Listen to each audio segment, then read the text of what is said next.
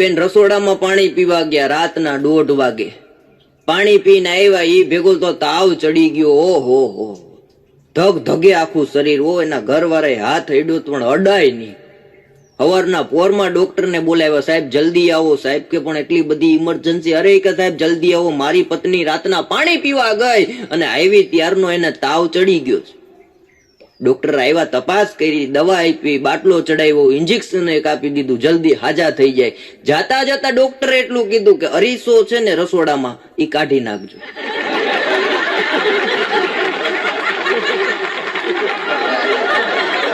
ભાઈ એની પત્નીને કહેતા હતા કે આ લગ્ન ને એટલા વરસ થયા કે તું જયારે હોય ત્યારે મારું મારું જ કરતી હોય, મારું મારું જ કરતી હોય. તને કે ભાન નથી પડતી? લગ્ન પછી તારે મારું મારું નહીં કરવાનું, આપણું આપણું કરવાનું.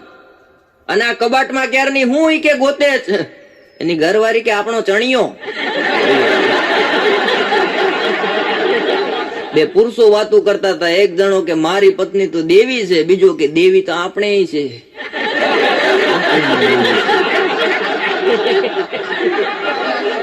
એક બેન એના ઘરવાળાને કહેતા કે તમે પાણી માંગશો તો હું દૂધ આપીશ, દૂધ માંગશો તો તમને હું ખીર આપીશ, રોટલી માંગશો તો હું તમને પૂરી આપીશ, પૂરી માંગશો તો હું તમને પીઝા આપીશ. એનો ઘરવાળો કે ચોખ્ખે ચોખ્ખું ગુજરાતીમાં કેને કે માંગશો એ તમને કાંઈ નહીં આપું. પણ એક સુખી પતિ હતું. એક સુખી પતિ હતું. રામ જાણે કોણ હતો, આપણે તો વાર્તા જ સાંભળી. પતિ પત્ની નો હમણાં ઝઘડો થયો, એટલો બધો ઝઘડો થયો, એટલો બધો ઝઘડો થયો, વાતે કોઈ શાંત પડે નહીં. પત્ની કે હું મારે પિયર વહી જાઉં છું. પતિ કે વાંધો નહીં, હું મંદિરે જાઉં છું. અરે કે મંદિરે જા, ગમે એટલી માનતા કરતો, હું ઘરે નથી આવવાની. એનો પતિ કે માનતા કરવા કોણ જાય છે? માનતા ઉતારવા જાવ. એક જણો લગ્નમાં રાડું પાડતો હતો. પાણી કોઈ પિતાની પાણીમાં ઝેર છે, પાણી કોઈ પિતાની પાણીમાં ઝેર છે, પાણી કોઈ પિતાની પાણીમાં ઝેર છે. એમાં એની ઘરવાળી આવી કે હું છે? એ કે કાંઈ નહીં, તું પાણી પીને હુઈ જા. આખા ગુજરાતની અંદર આપણે સાહેબ ચોમાસું બેઠે એટલે ચણાનો લોટ ગોતીએ. વિદેશમાં લોકો છત્રી ને રેનકોટ ગોતતા હોય, આપણે અહીંયા ચણાનો લોટ ગોતીએ.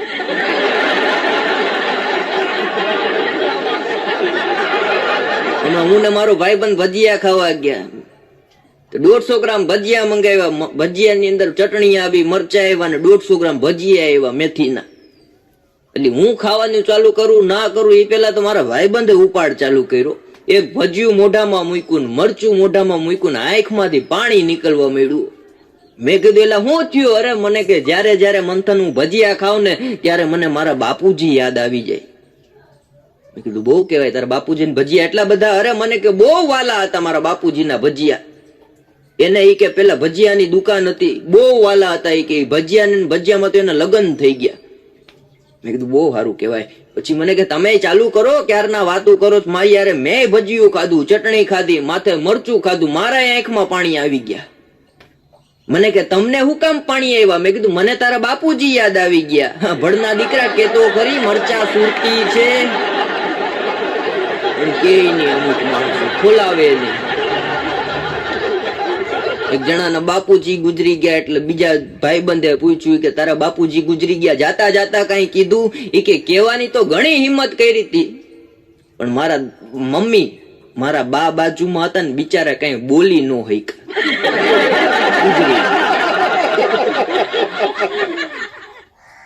અને અત્યારે તો બહેણા એવા એવા થઈ ગયા છે. રાજકોટ, અમદાવાદ, વડોદરા, સુરત 50-50 હજારના પાર્ટી પ્લોટમાં હોલમાં તો બેસણા રાખ્યો. આપણે ખરખરે કોકના જાય ઘડી કેમ થાય આપણે ગુજરી જાય. આ ભાઈના પોતાની જગ્યાએ આપણું હોય ને આપણી જે વાતું કરે. જે માણસ ગુજરી જાય ને તમારે હારામાં હારી વાતું સાંભળવી હોય ને તો બેસણામાં જવાનું. એવી વાતું કરે, ઓહો તમારી ખોટ તો આખી દુનિયાને વર્તા હે. હું આ બૂચ મારી એ બધું આખી દુનિયાને બતાવવાનું. એવા એવા જોરદાર બેસણા થઈ ગયા. હમણાં તો એક બેસણામાં હું ગયો હતો, તેને એક એમાં લેડીઝ ના ને જેન્ટ્સ ના વિભાગ જુદા જુદા હોય. હવે મ્યુઝિક પાર્ટી વાળા ને રાખે છે, સરસ મજાના ગીતો ગાતા હોય. હું બેસણામાં બેઠો તો એમાં એક 23-24 વર્ષના ભાભી નીકળ્યા ને ખાલી આંખથી આમ ઈશારો કર્યો, સાહેબ તમે નહીં માનો, એ એના પતિને બોલાવતા હતા, પણ 45 જણામાંથી 40 જણા ઉઠી ગયા. ભાણાને એના ભાઈબંધનો ફોન આવ્યો કે ભાણાભાઈ કે મારા બાપુજી જાત્રાએ ગયા હતા, આજ 1.5 મહિનો થયો જાત્રામાંથી આવ્યા નથી, કદાચ મને એવું લાગે ગુમ થઈ ગયા હોય. ભાણો કે કાંઈ વાંધો નહીં, હજી 2-4 દી ગોતો, અને જો તમારા બાપુજી ન મળે તો મારા બાપુજી લઈ જાજો.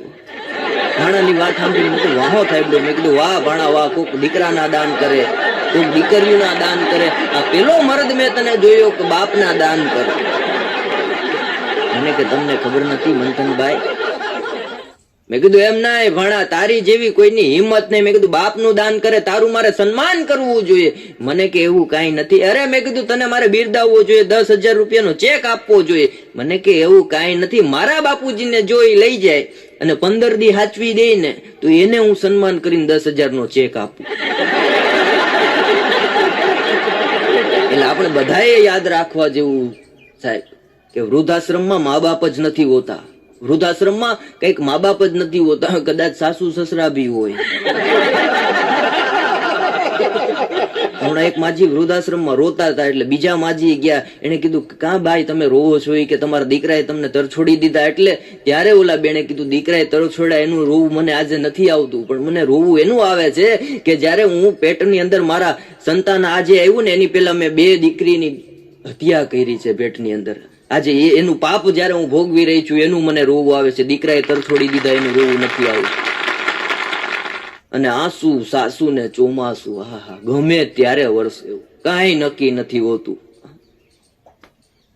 હમણાં તો એક લગ્ન થતા ચાલુ લગ્નમાં વરસાદ પડ્યો, કન્યાની ઉપર પડ્યો, મેકઅપ બધું ધોવાઈ ગયો, તો વરાજો વંડી ઠેકીને ભાગ્યો કે આ ધંધો કર્યા જેવો નથી, આ ધંધો કર્યા જેવો નથી. કેવું રૂપ જોઈ ગયો હશે, વિચાર તો કરો. અત્યારની આ બધી બેનો બેઠા એના સાસુને એમ જ લાગ્યો આપણી ભરતી ડાયરેક્ટ સાસુમાં થઈ છે. હમણાં એક વહુ એની સાસુને કહેતા હતા, બાઈ કે મને કબાટની ચાવી આપો, મારે દાગીના કાઢવા છે. બા મને કબાટની ચાવી આપો, મારે દાગીના કાઢવા છે. એની બા કે કબાટની ચાવી તો બટા મારે તને જ આપવી છે, પણ મને મારી સાસુ આપે તો આપું ને. આ રવિવારનો દિવસ હતો, બાપ દીકરો ફરિયામાં છાપું વાંચતા હતા. એમાં રસોડામાં ધડાંગ કરતો અવાજ આવ્યો, એટલે દીકરાએ આમ જોયું, બાપાએ આમ જોયું. દીકરો કે કાંઈ વાંધો નહીં પપ્પા, બેઠો શાંતિથી. બરણી ફૂટી એનો અવાજ છે ને મારા મમ્મી થી જ બરણી ફૂટી છે.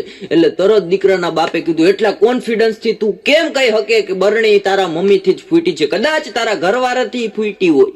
અરે એ કે ઘરવાળાથી ફૂટી હોય તો આગળ બીજો અવાજ આવશે, શાંતિ રાખો.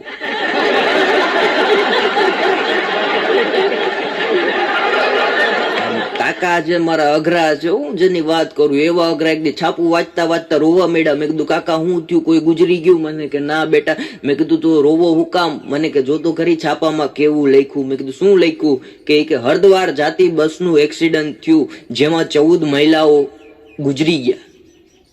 મેં કીધું કાકા એમાં કોઈ હગું હતું? મને કે ના હગું નહોતું. તો મેં કીધું હું કામ રોવો? મને કે એનું જ રોવું આવે, હગું કોઈ નહોતું એનું. તારા કાકી 1 મહિનોથી મને કહેતા હતા જાત્રાએ જવા દો, જાત્રાએ જવા દો. મેં એને જવા ન દીધી. જવા દીધી હોત આજે હું કેટલો આનંદમાં હોત, કેટલા કંટાળી ગયા તો વિચાર. એક જણો મુંજાયેલો બેઠો તો એમાં એનો ભાઈબંધ આવ્યો કે કાં મુંજાઈ ગયો? કે મારી પત્ની ભાગી ગઈ. બીજો કે ભાગી તો મારી ગઈ, એમાં મુંજાવાનું થોડું હોય. કે હાલ ગોતવા જાય.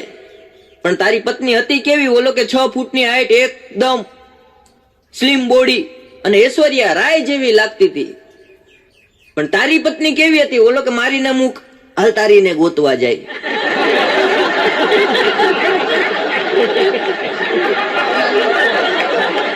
એક બેને તો હમણાં એના ઘરવાળાને ફોન કર્યો કે હલો કે ક્યાં છો? ઓલો કે ઓફિસમાં. કે કઈ કામ છે? કે ના ના કામ કઈ નથી, આ તો હમણાં ખબર પડી કે બાજુવાળી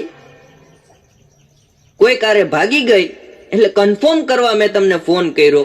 તમારી હારે તો નથી. એક ભાઈ મને કહેતા હતા, મને કે મારી ઘરવાળી રોજ મને હેરાન કરે, સવારમાં ચા નો બનાવી દે. આજ તો ઈ કે અમે ગુસ્સામાં કીધું ચા બનાવી દે, મને કે ના પાડી દીધી, ચા નથી બનાવી, પીવી હોય તો હાથે બનાવી લ્યો. ઈ કે ચા બનાવવા મંથન રસોડામાં ગયો, ચાની ભૂકીનો ડબ્બો ખોલ્યો, અંદરથી 4000 રૂપિયા નીકળ્યા.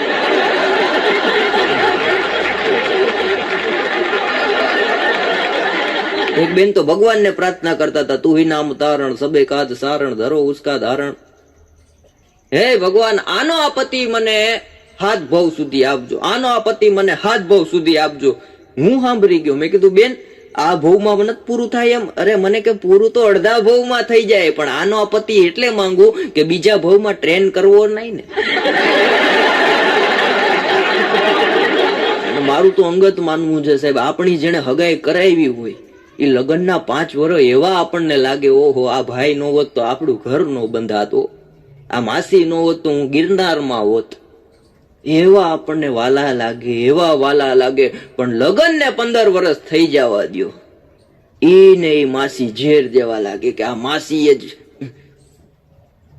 ભેના પોદડામાં પગ મુકાયું.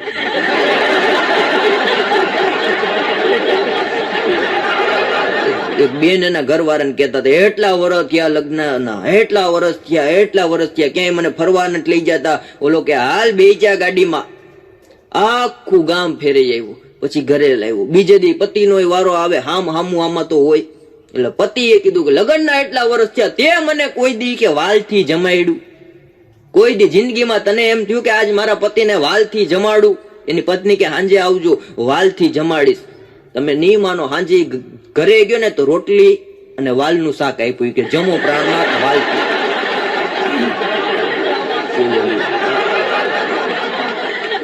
અને અટાણે તો આજુબાજુ સાહેબ આપણે એવા પ્રસંગો જોઈએ છીએ, ભાઈ શેર બજારમાં જેવો ડૂબી જાય એવા ધર્મપત્ની સુટકેસ લઈને છટકી જાય.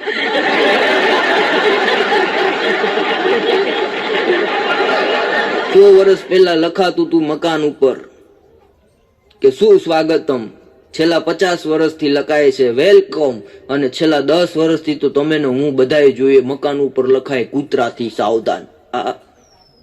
ને એના ઘરે એન્ટ્રી કરો એટલે ચટાપટા વાળો ચડ્ડો પહેરીને ગેટ સામે ઉભો હોય, આપણને ખબર ન પડે શેઠ આ છે કે કૂતરો. સમય એવો ચાલે છે, કૂતરા 4-wheelમાં ફરે, માણસો હાલીને આવી જાય. ભાવનગરમાં મારો મિત્ર છે, એના ઘરે જમવા તો બેઠી ગયો ભૂલમાં, પણ સામે કૂતરો બેઠેલો. હું જેવો જમવા બેઠો એ ભેગું કૂતરો જીભ કાઢીને મારી સામું કતરાય.